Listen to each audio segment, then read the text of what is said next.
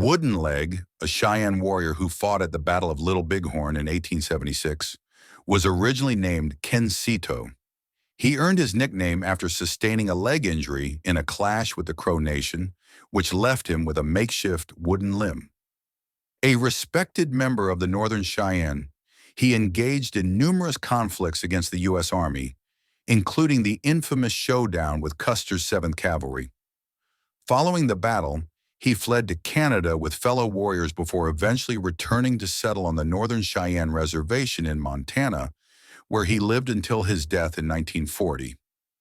Wooden Leg's recollections of the battle provide a rare Native American perspective, documented in historical accounts and books. His testimony offers invaluable insight into this pivotal moment in American history. But before we proceed, don't forget to like and subscribe to support our channel. I was asleep when a sudden noise jolted me awake. Something in the sound alarmed me. I sat up, listening intently. My brother Yellowhair also stirred. We both leaped to our feet. Chaos had erupted throughout the camps. Gunfire echoed in the distance. We rushed from the trees to get a clearer view. The shots came from the upper end of the camp circles. Our people were scattering, some fleeing toward the western hills, others toward our end of the village. Women screamed, men shouted war cries, and elders called out, "Soldiers are here! Young men, go fight them!" We sprinted to our lodge. Panic filled the air. Women hastily gathered bundles for escape. Some fled northward or across the river, empty-handed. Children searched for their mothers, while mothers desperately called for their children. I grabbed my lariat and six-shooter, then hurried toward where our horses had been grazing. I spotted 3 herder boys. One was catching grasshoppers, the other 2 roasted fish over a small fire. I warned them of the danger and asked where the horses were. Without answering, they leaped onto their ponies and raced toward camp. Just then, Bald Eagle's voice rang out, urging them to bring the horses quickly. 2 other boys were already driving the herd toward the camp circle. Exhausted from running, never my strong suit, I trudged back to our lodge. My father, many wounds, had caught my favorite horse from the returning herd. I emptied my war bag and prepared for battle. I stripped off my everyday clothes and pulled on a new pair of breeches, a gift from an Oglala Sioux. I donned a sturdy cloth shirt and swapped my old moccasins for beaded ones. My father secured a blanket on my horse and fashioned a bridle from the rawhide lariat, holding the reins steady. "Hurry," he urged. I was moving fast but still had more to do. I grabbed my paints and mirror, circling my face in blue-black and adding red and yellow. I tied my hair back with a buckskin thong, then snatched bullets, caps, and my powder horn. "No time to braid your hair," my father said. I mounted and galloped toward the other warriors. My brother had already left, wearing a buckskin shirt fringed with crow hair. Dust clouded the air, limiting visibility. I followed the mass of riders. We rode past the Oglala camp. Hundreds of warriors swarmed the soldiers, who fired rifles while we unleashed volleys of arrows. I joined the Sioux, flanking the soldiers. They retreated into the timber, some accompanied by Crow or Shoshone scouts, though most had fled. We surrounded the grove, raining arrows into the trees. Bullets whizzed past, but we held our ground. More warriors arrived, tightening the noose. Dead soldiers littered the grass and sagebrush. The end seemed near. Sioux fighters crept forward, preparing to set the timber ablaze. Suddenly, the soldiers burst from the woods on horseback. I was directly in their path. I wheeled my horse and spurted into a frantic dash to evade them. Others did the same, until we realized they weren't pursuing us. They were fleeing across the open valley toward the river. We halted, then gave chase. A swarm of Sioux joined the pursuit. My position put me among the leaders. The soldiers' horses lagged, exhausted. Ours were fresh. I fired 4 shots from my 6-shooter. I'll never know if any found their mark. I watched a Sioux arrow pierce a soldier's skull. Another struck his shoulder. He toppled from his horse.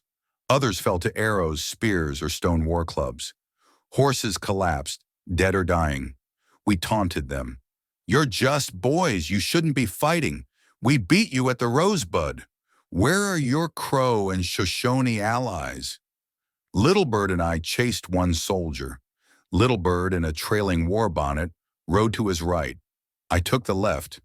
We lashed at him with our whips. It felt dishonorable to shoot him, and I didn't want to waste bullets. But he twisted and shot Little Bird in the thigh. In rage, I slammed my elkhorn whip into his skull, dazing him. I yanked the rifle from his back, dragging the strap over his head. He fell, and I left him there, swept onward by the tide of warriors. Now I had a soldier's rifle, but no cartridges. 3 soldiers broke away, riding up the valley. Cheyenne's Sun Bear, Eagle Tail Feather, and Little Sun joined Sioux pursuers. Later they recounted what happened. One soldier escaped into the timber. Another was killed in a gulch. The last rode toward Reno Creek, then doubled back into the brush. Sioux and Cheyenne surrounded and killed him after a fierce last stand. A Crow scout with the soldiers was chased by Crooked Nose and Sioux warriors. After a running battle, he was slain in the timber. I didn't witness it, but heard the details later. I followed the fleeing soldiers to the river. Warriors swarmed the banks, attacking those struggling to cross. I clubbed 2 soldiers off their horses into the water. Most warriors halted there, but I forded the river and continued the chase. Whirlwind, a Cheyenne, charged a Crow scout. Both fired and fell dead on the flatland east of the river. Another scout hid behind sagebrush, shooting at us. We returned fire, flanked him, and overwhelmed him. I struck his head with my rifle. Others finished him. I took his gun, a longer-barreled version of mine. A Sioux claimed it, and I handed it over, keeping the shorter one. He kept the dead man's ammunition belt, leaving me without cartridges. The Sioux scalped him. I took only the gun I'd given away. Returning to the river's west bank, I learned many soldiers had died there. The news saddened me, but I pressed on, joining others to flank the remaining soldiers from the north. From a hilltop, I fired my new rifle blindly into their ranks. Too far to be accurate. Someone shouted, "Look!" More soldiers. I spotted distant figures on hills downstream. Warriors diverted toward them. I rode down the steep slope, crossed the river, and threaded through the camps to the Cheyenne Circle. Across the river, warriors clashed with the new soldiers. Few remained in the lodges. Most had fled west. My father was alone at our lodge. I recounted the battle, my kills, and showed him the tobacco and gun I'd taken. "You've been brave," he said. "Rest now." "No," I insisted. "I'm going back." He caught my fresher horse, blessing it with medicine. I painted myself for protection, added a sheath knife, and studied the distant fight. More warriors streamed toward it. My father cautioned, "Your brother's already there. Stay back. You don't have your shield or flute." 2 hesitant young men joined me after I showed them my spoils. We forded the river with others, charging up a coulee toward the battle. The soldiers had advanced along a high ridge, then veered onto lower ground where they were ultimately trapped.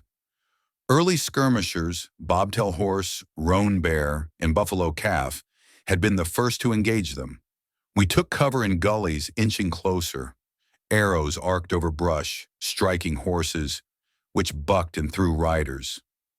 Gunmen had to expose themselves. Bowmen could shoot from hiding. The fight dragged on for over an hour. Few warriors were hit. Then about 40 soldiers charged toward the river, where Cheyennes and Oglalas lay in wait. Lame White Man, a Cheyenne chief, rallied us. "Come, we can kill them all." We closed in. The soldiers, seemingly crazed, turned their guns on themselves. By the time we reached them, all were dead. I circled to the ridge's east end. There, too, soldiers had killed each other. 4 had tried to escape. 3 died quickly. The fourth, his horse spent, shot himself as Sioux closed in. I galloped to the north slope, where warriors surrounded the last soldiers. I fired twice from a distance, then held back, afraid of hitting our own men. Like the others, these soldiers died by their own hands. Hundreds of boys watched from safe distances. One fleeing soldier was chased down and killed himself. A Cheyenne boy, Big Beaver, snatched his revolver. A warrior pointed out a man he believed was the soldiers' leader, but dust and chaos obscured him. I saw a Sioux with a shattered jaw stumble past, horrifying me. I mostly stayed mounted, firing sporadically. Near the ridge's west end, warriors swarmed the last holdouts behind dead horses. I'd used all my bullets, 6 from my revolver, plus several from the captured rifle. Crawling up the slope, I aimed at the dead horses where soldiers hid. A Sioux in a war bonnet peered over sagebrush until a bullet struck his forehead. A Cheyenne boy bolted. A lone soldier appeared, riding east.